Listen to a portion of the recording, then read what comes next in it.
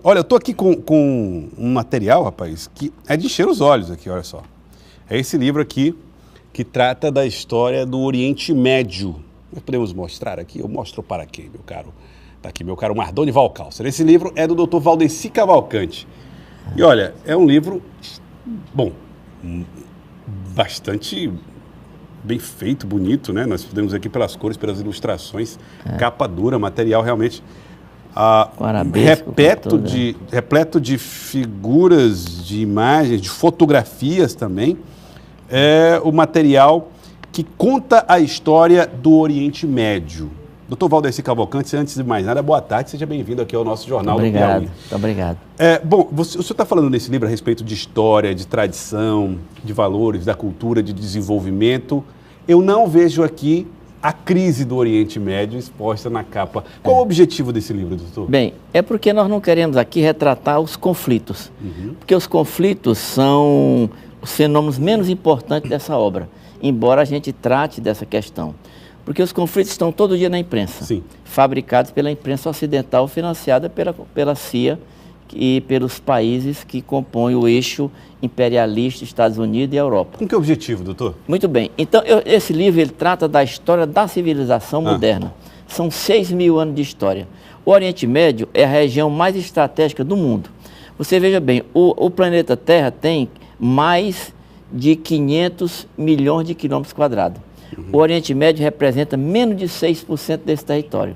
Mas é a região mais estratégica do mundo. Aqui passam todas as riquezas do mundo. No Oriente Médio no Oriente Médio, todas as riquezas do mundo. Para nutrir e para manter a Europa, os demais continentes, as riquezas vêm do Oriente Médio. É possível exemplificar, doutor? Por exemplo, no Oriente Médio nós temos, digamos, o Estreito de Bósforo, que liga a Ásia à Europa. Se você sentar ali no Estreito de Bósforo, lá na cidade de Istambul, que é a única cidade do mundo que está em 2 continentes, na Ásia e na Europa, você vai ver passar 500 navios por dia com as riquezas do mundo, levando para a Ásia e para a Europa. A Ásia é o maior continente. Encurtando caminhos. A Ásia nós temos 7 bilhões de pessoas no mundo, só a Ásia tem 4,5 bilhões de habitantes. Então, o maior continente do mundo é a Ásia. Então, veja bem, no Oriente Médio, nós temos 65% do petróleo e do gás. E o mundo vive em busca de energia. Então, o que acontece? No início do século passado, a Europa, através da Inglaterra e da França, bolaram e enganaram os árabes, prometeram a ele um grande império e conseguiram trazer para o seu lado e eles derrotaram o Império Otomano. Sim. Na Primeira Guerra Mundial. Então, antes de terminar a Primeira Guerra Mundial, em 1916, os franceses, com os ingleses, já com a ajuda dos Estados Unidos, baixaram um tratado chamado Tratado de Sykes-Picot, onde dividiram o Oriente Médio no meio. Então, o Oriente Médio, que seria um grande império, foi transformado em 15 pequenos países, que, na verdade, sem nenhuma independência, eram protetorados comandados pela Europa e pelos Estados Unidos. E aí tem França, Estados Unidos, são os países que dominavam mais. Que dominam. Então, você vê que... então, começaram a surgir heróis nessas regiões. Por exemplo, Abdel-Kader. Abdel-Kader expulsou os franceses da Argélia. Depois expulsou os espanhóis da região do Rif, na África, onde ali é o Marrocos, hoje. Então, depois surgiram heróis no mundo árabe, como heróis modernos, como o Arafat, que lutou para manter a Palestina na mão dos árabes, porque no ano de 1187, Saladino, o grande sultão do Egito e da Síria, expulsou os cruzados do Oriente Médio, especialmente ali de Jerusalém. E ali é uma região árabe. E depois os ingleses botaram lá os judeus, criaram o Estado sionista justamente para desagregar o mundo árabe. Então tem muitas questões diplomáticas que influenciam no mundo árabe, justamente porque a importância é desmoralizar para dominar. Então eles colocam que os árabes são maus, que cortam o pescoço do jornalista. Mentira total. Eu só quero colocar aqui um dado importante, que os Estados Unidos hoje, que é o grande comandante do Império, não é? Do Império Ocidental, os Estados Unidos hoje dominam o mundo. O Japão está de joelho perante os Estados Unidos. A própria China também, a Europa toda. Por quê? Porque os Estados Unidos dominam o petróleo e o gás que está no Oriente Médio. Só existe um país do Oriente Médio que os Estados Unidos não dominam hoje, é a Síria. O único. Por quê? Porque na Síria tem uma base russa. Os Estados Unidos fabricaram o Bin Laden. E armaram o Bin Laden para o Bin Laden expulsar os russos do Afeganistão.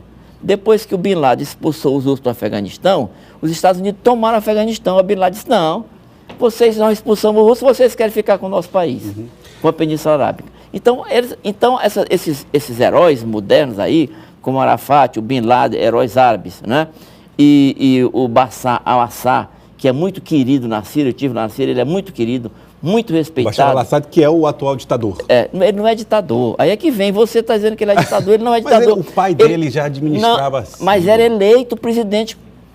Você veja bem, na Arábia Saudita... Aí passou para o filho. Na Arábia Saudita é uma monarquia absolutista. Ninguém fala nada. Nos Sete Emirados Árabes, monarquia absolutista. Ninguém fala nada. No Kuwait, monarquia absolutista. Ninguém fala nada. Por quê? Porque a imprensa ocidental, que é comandada pelos Estados Unidos e os demais países imperialistas, essa imprensa ocidental não chama esses dirigentes de ditadores. Mas o Bashar al-Assad, que é queridíssimo na Síria, foi reeleito agora por 4 anos com 90% dos votos. Agora, por que ele é querido? Porque as pessoas têm medo dos radicais. Os Estados Unidos, há pouco tempo, bombardearam a Líbia, derrotaram o Muammar Gaddafi, que era ruim, piorou. Hoje tem 6 estados dentro do próprio estado. Agora, doutor Valdecir, já que ele é tão querido, por que aquela resistência dos povos árabes, aquela resistência para tentar derrubá-lo do poder? Muito bem. Olha, ali não existe resistência dos povos árabes. Existem grupos armados que nós podemos chamar de terroristas financiados pela CIA, financiados pelos Estados Unidos. Por exemplo, tem um grupo lá, é um grupo muito cruel, chamado Frente al-Nusra. O que é a Frente al-Nusra? É um braço da Al-Qaeda. Financiado por quem? Pela CIA, financiado pelos Estados Unidos. Para quê? Para derrotar o Bashar al-Assad. Mas por que os Estados Unidos querem derrotar o Bashar al-Assad?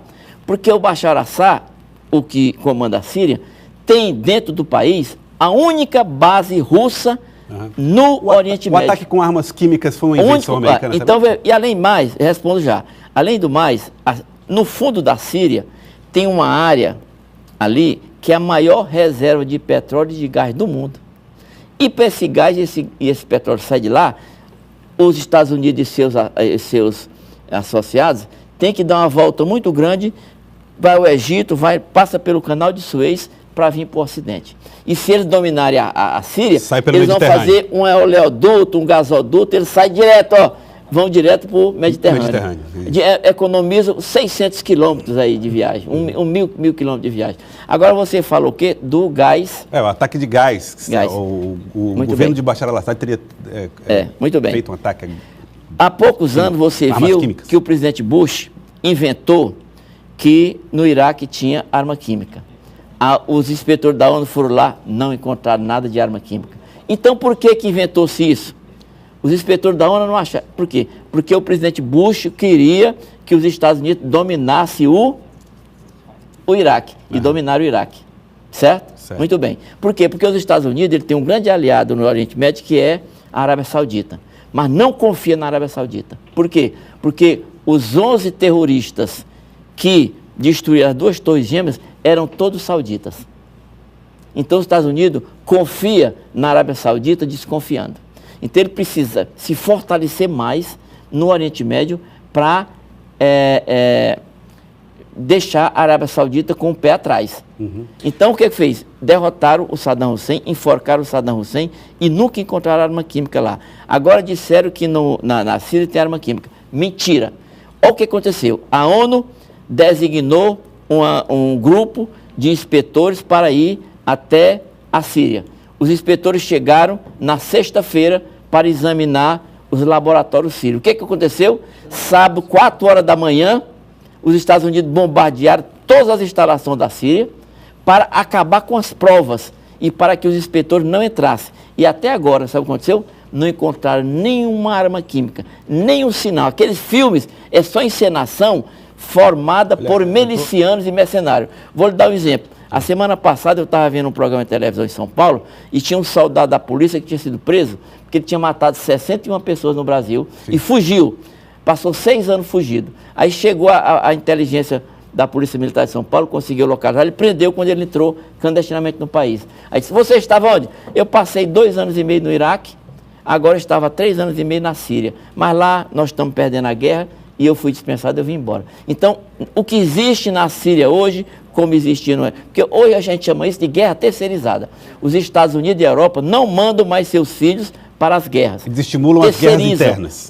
Terceirizam guerras. Contrato miliciano, principalmente milícias europeias, dali da Europa Oriental, daquela região da Iugoslávia, Montenegro, Romênia. Esses povos são cruéis, do leste europeu. Esse povo vive a profissão deles é trabalhar em conflitos para ganhar dinheiro. Então, os conflitos armados no Oriente Médio são conflitos patrocinados pelas grandes potências que querem dominar o Oriente Médio e que quem faz aquela guerra, quem corta o pescoço, são europeus. A mãe daquele camarada que cortou o pescoço no jornalista, a mãe dele o reconheceu pelos olhos. Era um rapaz inglês.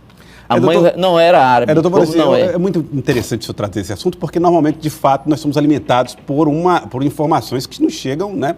E, de fato, isso acaba virando uma cortina negra em torno do que há de belo no Oriente Médio, que é a importância, inclusive, do estímulo à ciência durante todo o período, inclusive com líderes do Oriente Médio comprando conhecimento da China para evitar que se perdesse. Isso. E foi um dos motivos de preservação da cultura. Os grandes financiadores do mundo cultural hoje e da ciência são os árabes. Isso. Agora, no meu livro, eu trato dessas questões de conflito, mas eu trato muito mais da história da religião, da tradição, valores, cultura e desenvolvimento. Isso é que interessa para as pessoas que querem conhecer o Oriente Médio. Se você pode sair daqui hoje e ir lá para a Síria, para Damasco.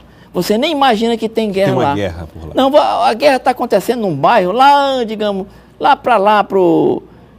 sei lá, 20 quilômetros do centro. 20 quilômetros do centro, 30 quilômetros. É uma coisa concentrada de malfeitores que estão lá, está entendendo? Não tem... Então, o que acontece hoje, quando a Europa vivia em plena escuridão, em plena ignorância, onde se dava como remédio, os charlatões davam xixi de cavalo, era osso de galinha, era para botar no pescoço das crianças que ficava bom.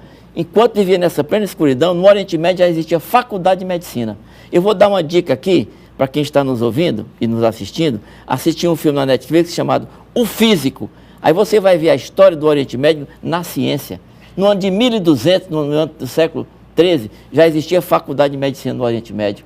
Já se praticava medicina, já se praticava ciência, enquanto a Europa se curava com reza. Até 1453, a Dona Maria Carniceira, que foi uma das penúltimas rainhas da Inglaterra lá, na época, queimava as pessoas vivas. Né? Então, se adotava o divino. Depois, nessa época, no Oriente Médio já se adotava o humanismo.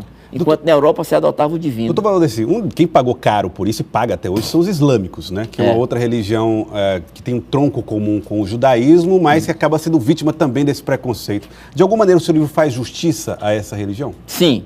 Nós colocamos o Islã como uma religião boa. O Islã nasceu de quê?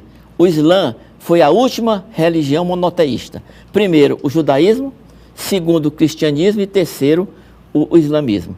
Maomé, ele aperfeiçoou a Torá, né, que é o livro dos judeus, né, e a Bíblia católica, e saiu aí o Alcorão. O Alcorão é um livro santo, é um livro abençoado. Se você ler o Alcorão, como eu já li, 2, 3 vezes, você só vai encontrar coisas boas. Porque o Alcorão, as pessoas que leem e o entendem como uma doutrina. Não é como uma obrigação, a religião, é uma doutrina, está na cabeça. Fica, por exemplo, o dízimo que nós católicos devíamos dar, ninguém dá, mas o islâmico dá. 2,5% do que ele ganha, ele dá. Ele dá porque, para ele acha importante doar, porque ele fica com o sentimento de que não vai acumular fortuna para si. Quem recebe passa a respeitar o doador, que acha que ele é uma pessoa de bom coração e que não é egoísta, nem é egocentrista. Então, existe toda uma filosofia dentro do Islã. E outra coisa, existe essa história de... Eu disciplino todos esses termos. Xiita, né? Sunita, islamita, islâmico, árabe, o que é isso? O que é jihadista? O fulano é jihadista. No Islã, diz que a jihad é para defender o Islã, não é para agredir ninguém. Agora tem Claro que tem. A deturpação tem da a Guerra deturpação. Santa. E que, veja bem, quem está, eu quero que as pessoas entendam bem, o tempo é pouco, mas quem faz guerra, quem pratica conflito no Oriente Médio, não são os árabes. Por exemplo, nós temos uma gama imensa de descendentes de árabes na Europa que não são reconhecidos nem como europeus, nem como árabes. Então, eles são pessoas revoltadas. Então, quando venha para cá, para o Oriente Médio, aí os caras pegam, dão um jeito de ir para lá, as meninas, os meninos, depois voltam arrependidos. Ou voltam mortos ou não voltam mais. Então, essa é que é a verdade, que o árabe em si, criado lá na Península Arábica, que são aqueles 15 países que compreendem o Oriente Médio, são pessoas fantásticas. Tem radicalismo? Tem. Hoje, por exemplo, quem é que mata mais de forma violenta dentro dos Estados Unidos? Os próprios americanos. O cara pega uma metralhadora, vai para a porta de um colégio e matando as pessoas. Vai para uma festa, num parque, matando as pessoas. Ali não é árabe, não. São americanos. Não são árabes, não. Eu queria agradecer. Mas ele está a serviço do Estado Islâmico. Coisa nenhuma. Quem criou o Estado Islâmico? Os Estados Unidos. Quem criou a Al-Qaeda? Os Estados Unidos. As pessoas têm que saber disso. São grupos criados para atender os interesses dos Estados Unidos. E depois que atende o interesse dos Estados Unidos, os Estados Unidos descarta. Olha, não existe no mundo árabe nenhuma pessoa que não fale 3, 4 idiomas. São pessoas cultas. Se você pega o Arafat, o melhor aluno da Universidade do Cairo, de engenharia, grande engenheiro, um homem culto. Você pega o Bin Laden, um homem culto. Você pega esse comandante do Estado Islâmico, o Omar Khalifa, doutorado. Tem doutorado. Mas foi preso 3 anos, injustiçado numa cela pelos americanos e torturado. Então também tem essas revoltas que ninguém é santo. Então cria alguns radicalismos nesse sentido. Mas que o maior número de crimes praticados, maior não, quase todos os crimes praticados no Oriente Médio contra as pessoas é praticado por europeus, milicianos e mercenários. Tá certo. Queria agradecer, doutor Valdeci. Nosso tempo de fato é curto, mas olha, conversaríamos uma tarde inteira sobre esse livro. É. O material realmente me impressionou já não tive a oportunidade de ler ainda, mas já me impressiona pela forma, pelo cuidado que você tem aqui na confecção, né, na capa, nas ilustrações. Eu queria muito agradecer. Obrigado, doutor Valdeci. Eu ainda não lancei esse livro aqui em Teresina, eu lancei em Parnaíba dia 13. Autografei 201 livros lá. Agora vamos lançar aqui em Teresina. Mas antes de lançar, eu trouxe um para você aqui. Muito obrigado, gentil. Para você. Você sabe que eu tenho um hobby. Eu admiro muito. Eu tenho um hobby que é desenhar mapas, olhar e desenhar. E gosto muito dessa parte do Oriente Médio porque é, de fato, a mais intrigante hoje. Eu queria permitir, só para dizer, as pessoas têm que ler esse livro para entender o Oriente Médio. Aqui tem os mapas do Oriente Médio, tem os mapas da Europa Ocidental, mapa da Europa Oriental, as pessoas, mapa do Oriente, do Extremo Oriente, para as pessoas entenderem. O mapa da Ásia, contando todas essas histórias, a culinária, a cultura, muitos homens cultos. Isso é o que interessa para mostrar para o mundo o que é o Oriente Médio. E não essa notícias deturpadas, escandalosas, que estão patrocinadas pelos imperialistas através da imprensa ocidental.